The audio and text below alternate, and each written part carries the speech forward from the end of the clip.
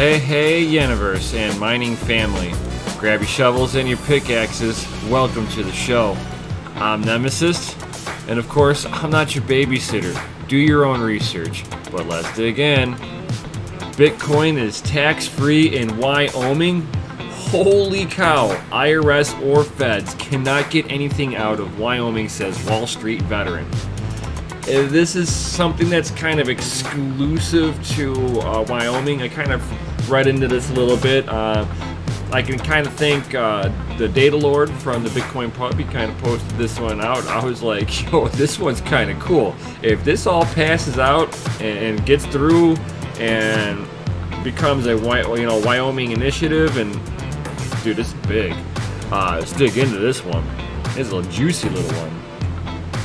Caitlin Long, former chairman and president at Symbiont.io at Wall Street, veteran who has been actively participating in Bitcoin community since 2012. So this person's been in here in the field for a long time, knows what's going on. Sinuses. Spoke about the current state of cryptocurrency regulation and taxation. This person seems, for what I've read, seems to be in the know. This person is definitely woke. You'll see what I'm talking about here. Long, who is at the forefront of making Wyoming a friendly state for cryptocurrency and cryptocurrency startup and companies, spoke about Wyoming has passed bills and set an example for the rest of the U.S. to follow. Whoa. Cha-ching.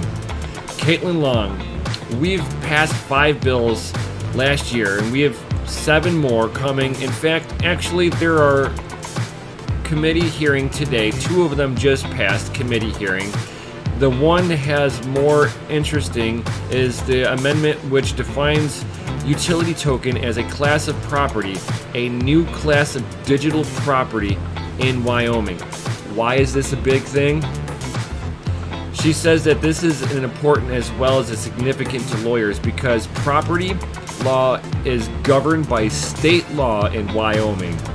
Yo, let me say that again, dude. Property law is governed by state law in Wyoming. Means that they take control of what's going on. The federal government wants to sit there and say that this is a property asset class.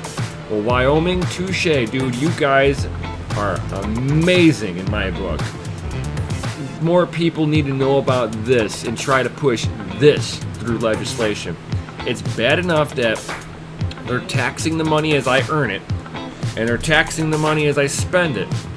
But if I sit there and make a few gains and I trade within the cryptocurrency community and I don't ever offboard all my money or any of my crypto, I'm doing basically barter trading. I'm barter trading my coins for, maybe a cup of coffee. I should be charged 35% capital gains tax just because I want to purchase a cup of coffee? Come on. These guys are woke over here. I mean, this is huge. Let me read back into this. And if the token would be considered as property, it would not give the feds the authority to regulate it in Wyoming. Due to the above reason, Long said that the IRS can't get anything out of the state of Wyoming. Moreover, Caitlin Long continues that the Fed and the SEC chairman, Jay Clayton, has conflicting and opposing views as far as Wyoming's laws related to cryptocurrencies are concerned. The bill that has mentioned earlier included the HB 19 cryptocurrency exemption bill, which exempts taxes on cryptocurrencies. Yo! Other bills that the House by the Wyoming House of Representatives includes the HB 101, the blockchain filing bill, and the HB 126, the Series LLC bill.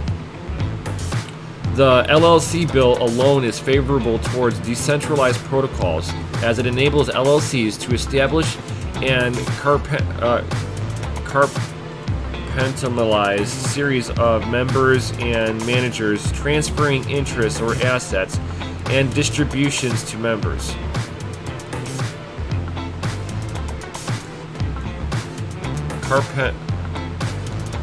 Oh. They're talking about being able to group these people up and be able to transfer among peer-to-peer. Yo, that's a win. I like this stuff. These people, this Caitlin Long, she's doing good things for people. Caitlin Long said that the world is not always black and white. There are some upsides to having a regulatory framework in the crypto industry as to oppose the crackdowns that the SEC and other regulatory bodies that have been making, which have included taxation of cryptocurrencies. Furthermore, Caitlin Long said that Bakkt or Fidelity or other big companies that are trying to enter the crypto space could be a good thing because they could, with their lobbyists, help the regulatory frames, she said. And when Bakkt talked today about the work they were doing with Starbucks, that is obvious. This is about small payments. It obviously is every Starbucks customer who pays with Bitcoin has to pay taxes on that. Is not good for Bakkt's business. One of the things that can help from regulatory perspective, and that whole sentence right there is just huge. They're talking about basically if you want to go buy a pack of gum, buy lunch. This is what I was saying before.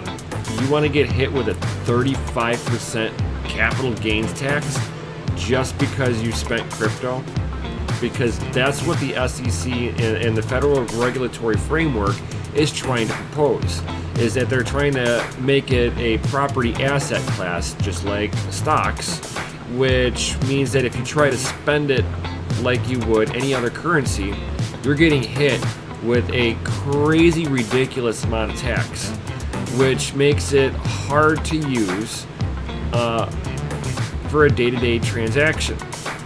And this is how you stop innovation going forward, is that you just put a roadblock, which would be it's going to cost too much if I spend it, so it's worth more if I hold on to it.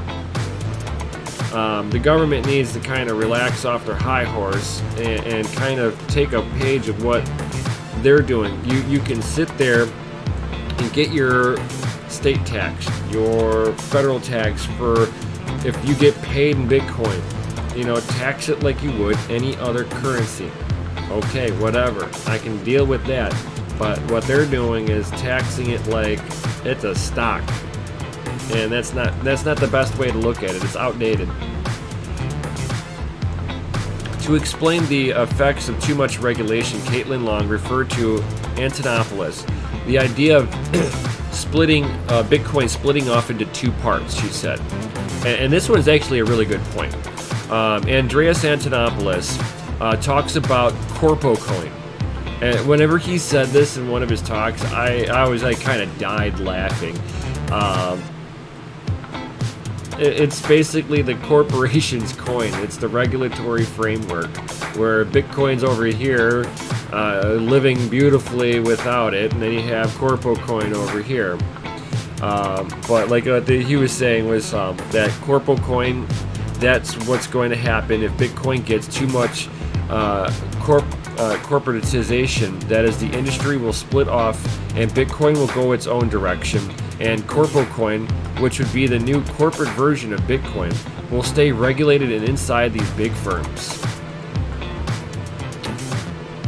She also added that these regulations, if it becomes too much, will stifle a lot of innovation that most of well-known Bitcoin developers will not work from within the corporate sector or from the Wall Street firm. And that one's actually a very true statement. You take the free thinkers and the innovators and you cut their hair off, shave their beards off, put a suit on them, and they quit. I'm sorry, but you put a bunch of rules up in front of me and it stops the limitations of where my mind's going to let me think. And I'm not all about that. I guess in some ways I'm a little bit of a rebellion with that. I guess I have the long hair and the goatee. I like hot rods. I love my dragster. Sorry, you know, it's like, so I'm gonna live on the fringe a little bit more. So I don't want all these regulations to come in, and Wyoming actually has a better outlook on this. If they're looking at it from the point of, let's just treat it like currency, tax it the same way, you get the same thing coming and going, everybody's happy. With this, you know, it's like, I wonder if this even works with us miners. I mean, from the mining perspective, I mean, think about that. No tax, which means that when you're mining, because when you mine it, they consider that a 100% capital gain. Beautiful, ain't it? So they hit you with a high amount of tax on it, unless you can sit there and you keep good track record of the electricity that you've used and the equipment cost. You can kind of roll that all into the coins that you're making for the amount of money that you're spending and have it work out. I'm at the point where I'm mining basically, if I make anything, it's a few cents. So I could pretty much consider that mining it at a break even. So I'm no longer even making money on this. So for me, I'm hoping that, you know, with my keeping good records of everything, I'm gonna be able to claim a zero tax on this. But I'll have to see about how the taxes are in my area. Every area is different. I kind of wish I was in Wyoming, knowing that I wouldn't have to worry about taxes, which that would be amazing. It'd make me make me want to do things the way I want to do it. That'd be awesome. But what's your guys' thoughts on this? Drop them in down below. You wishing you were living in Wyoming? What's the regulations at where you're at? How bad are you going to get taxed if you're mining? You know, let me know. I'd love to know. You know, let me know where you're from, and do a little research for me. Find out what the tax rate is for mining Bitcoin in your area, and then drop them down below. And while you're down there, smash that Lizzy like button. And while you're doing smash that Lizzy like button, hit the subscribe and the bell notification. This way you know whenever I drop these awesome vids. And of course, like always, I'll see you on the next one.